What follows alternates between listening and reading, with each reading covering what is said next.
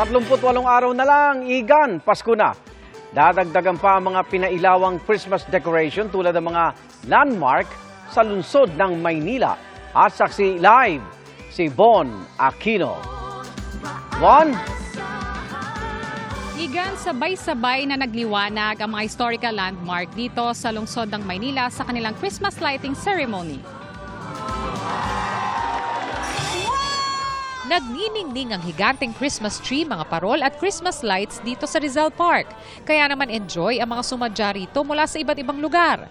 Lalo pang naramdaman ang Kapaskuhan dahil sa Christmas performances ng iba't ibang artist. Na-excite kami kasi first time din namin pumunta dito sa ganitong event. So, Maganda po, lalo sa mga bata kasi gusto nila yon. First time din, experience na maka-opening ng Christmas light sa Tanang Buhay.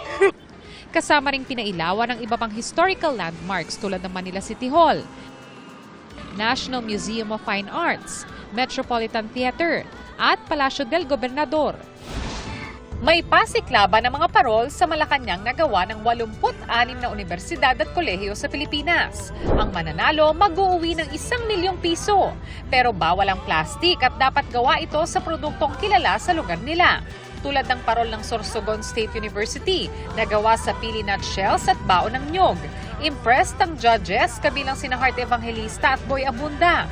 Sa susunod na linggo na malalaman ang winners.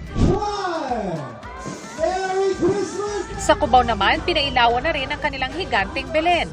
Parte ito ng kanilang Christmas events at activities na may temang City of Firsts, Your Home This Christmas.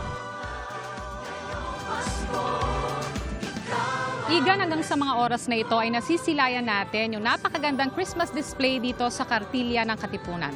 At live mula rito sa Maynila para sa GMA Integrated News, ako si Von Aquino, ang inyong saksi. Mga Igan, samahan nyo kaming saksiyan ng mga balita. Mag-subscribe sa GMA Integrated News sa YouTube.